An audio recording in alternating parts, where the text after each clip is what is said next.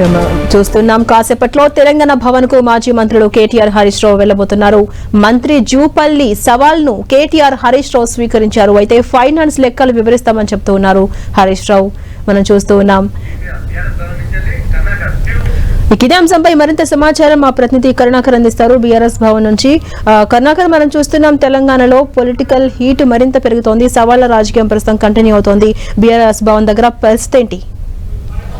Yes రాణి, తెలంగాణ భవన్ కు మరి కాసేపట్లో బీఆర్ఎస్ వర్కింగ్ ప్రెసిడెంట్ కేటీఆర్, మాజీ మంత్రి హరీష్ రావు రాబోతున్నారు. ఇప్పటికే తెలంగాణ భవన్ కు మాజీ ఎమ్మెల్యేలు, మాజీ మంత్రులు, కార్యకర్తలు పెద్ద ఎత్తున చేరుకుంటున్న పరిస్థితిని మనం చూస్తున్నాం. నిన్న మంత్రి జూపల్లి కృష్ణారావు చాలా స్పష్టంగా బీఆర్ఎస్ పార్టీకి ఆయన సవాల్ విసిరారు. అందులో ప్రధానంగా తెలంగాణలో అప్పుల విషయంలో కాంగ్రెస్ ప్రభుత్వంలో ఎన్ని అప్పులు చేశారు, దాంతోపాటు బీఆర్ఎస్ 9.5 ఏళ్లలో ఎన్ని అప్పులు చేశారన్న దానిపై జూపల్లి చాలా స్పష్టమైన సవాల్ విసిరారు. బీఆర్ఎస్ పార్టీ 9.5 ఏళ్లలో 8 లక్షల కోట్ల రూపాయల అప్పులు చేశారు, తాను దాన్ని నిరూపించకపోతే రాజీనామా చేస్తారని చెప్పి జూపల్లి సవాల్ విసరడంతో పాటు అవసరమైతే తెలంగాణ భవన్కు వచ్చి బహిరంగ సవాల్కు సిద్ధమని చెప్పి జూపల్లి సవాల్ విసిరారు. సవాల్ను బీఆర్ఎస్ పార్టీ సీరియస్గా తీసుకుంది. నేరుగా కేటీఆర్, హరీష్ రావు రంగంలోకి దిగబోతున్నారు. మరి కాసేపట్లో వాళ్ళిద్దరూ తెలంగాణ భవన్కు రాబోతున్నారు. జూపల్లి వస్తే తాము లెక్కలతో సహా బీఆర్ఎస్ హయాంలో ఎంత అప్పులు చేశారు, కాంగ్రెస్ పార్టీ హయాంలో ఎంత అప్పులు చేశారు, కాంగ్రెస్ ప్రభుత్వం, మంత్రులు, ముఖ్యమంత్రి రేవంత్ రెడ్డి చెప్తున్నది తప్పు అని నిరూపించడానికి తాము సిద్ధమని చెప్పి కేటీఆర్, హరీష్ రావు సవాల్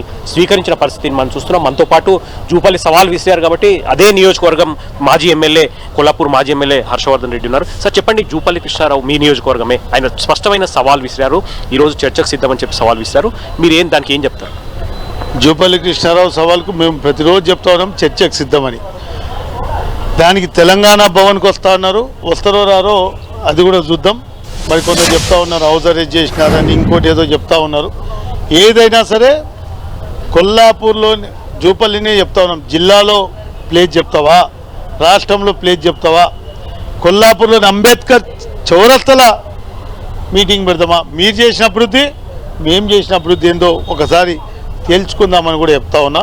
ఈరోజు కృష్ణారావు ఏదైతే డైవర్షన్ పాలిటిక్స్ చేస్తూ ఉన్నారు, వాళ్ళు అమలు కానీ అలివి కానీ ఇంప్లిమెంట్ చేయలేని హామీలు ఇచ్చి ప్రజలను గందరగోళంలో పడేసి కాలం కలుపుకునే తప్పితే ఈరోజు నీకు తెలంగాణ భవన్ గోడలను తాకే అర్హత కూడా నీకు లేదు కృష్ణారావు అని కూడా చెప్తా ఉన్నాం.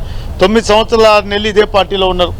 ఈరోజు తెలంగాణ రాష్ట్రం వచ్చినాక మీరు ఏ గ్రామానికి పోయినా తాగునీరుంది, సాగునీరుంది. ఈ హైదరాబాద్ మహానగరంలో